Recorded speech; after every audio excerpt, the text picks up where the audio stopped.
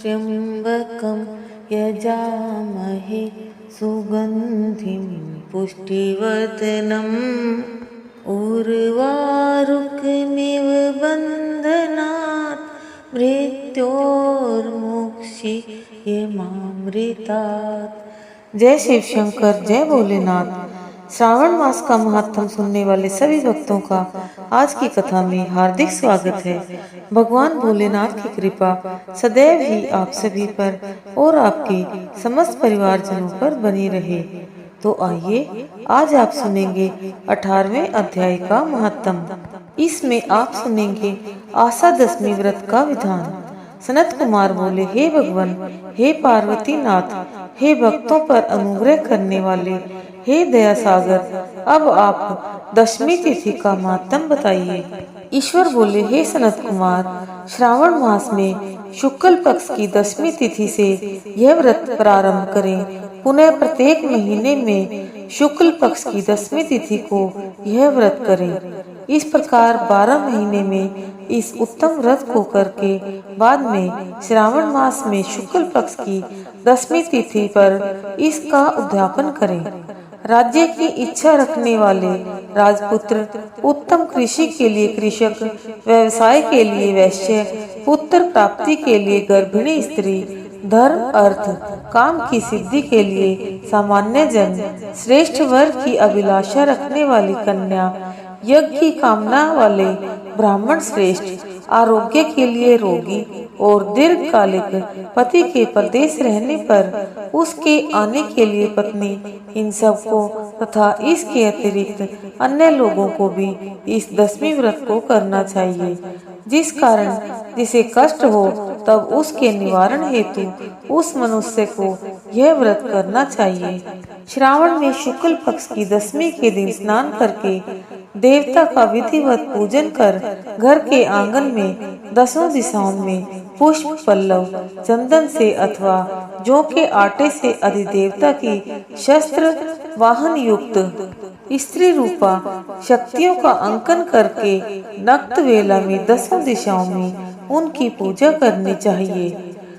घृत मिश्रित नैवेद्य अर्पण करके उन्हें पृथक पृथक दीपक प्रदान करना चाहिए। उस समय जो फल उपलब्ध हो वह भी चढ़ाना चाहिए। इसके बाद अपने कार्य की सिद्धि के लिए इस प्रकार प्रार्थना करनी चाहिए। हे दिग् देवता, मेरी आशाएं पूर्ण हों और मेरे मनोरथ सिद्ध हों। आप लोगों की कृपा से सदा कल्याण हो। इस प्रकार विधिवत पूजन करके ब्राह्मण को दक्षिणा देनी चाहिए। हे मुनिश्रेष्ठ, इसी क्रम से प्रत्येक महीने में दशमी तिथि का व्रत सदा करना चाहिए और 1 वर्ष तक करने के अनंतर उद्यापन करना चाहिए। अब पूजन की विधि कही जाती है। सुवर्ण अथवा चांदी अथवा आटे से ही 10 दिशाओं को बनवाएं। उसके बाद स्नान करके भली भांति वस्त्र आभूषण से अलंकृत होकर बंधु बांधवों के साथ भक्ति पूर्ण मन से 10 दिग् देवताओं का पूजन करना चाहिए। घर के आंगन में क्रम से इन मंत्रों के द्वारा दिग् देवताओं को स्थापित करें। इस भवन के स्वामी और देवताओं तथा दानवों से नमस्कार किए जाने वाले इंद्र आपके ही समीप रहते हैं। आप इंद्री नामक दिग् देवता को नमस्कार है। हे आशी, अग्नि के साथ परिग्रह विवाह होने के कारण आप आग्नेय कही जाती हैं। आप तेज स्वरूप तथा पराशक्ति हैं, अतः मुझे वर देने वाली हूँ। आपका ही आश्रय लेकर वे धर्मराज सभी लोगों को दंडित करते हैं, इसलिए आप संयमिनी नाम वाली हैं। हे यामो, आप मेरे लिए उत्तम मनोरथ पूर्ण करने वाली हूँ। हाथ में खड्ग धारण किए हुए मृत्यु देवता आपका ही आश्रय ग्रहण करते हैं, अतः आप निरक्त रूपा हैं। आप मेरी आशा को पूर्ण कीजिए।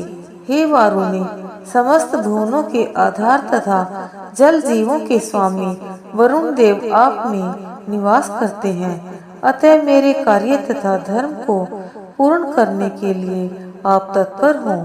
आप जगत के आदि स्वरूप वायुदेव के साथ अधिष्ठित हैं, इसलिए आप वायव्य हैं। हे वायव्य, आप मेरे घर में नित्य शांति प्रदान करें।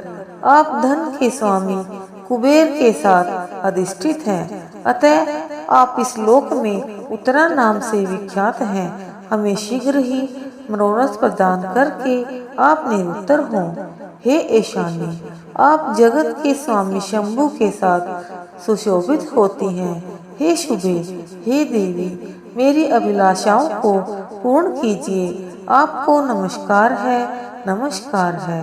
आप समस्त लोगों के ऊपर अधिष्ठित हैं, सदा कल्याण करने वाली हैं और सनक आदि मुनियों से घिरी रहती हैं। आप सदा मेरी रक्षा करें, रक्षा करें।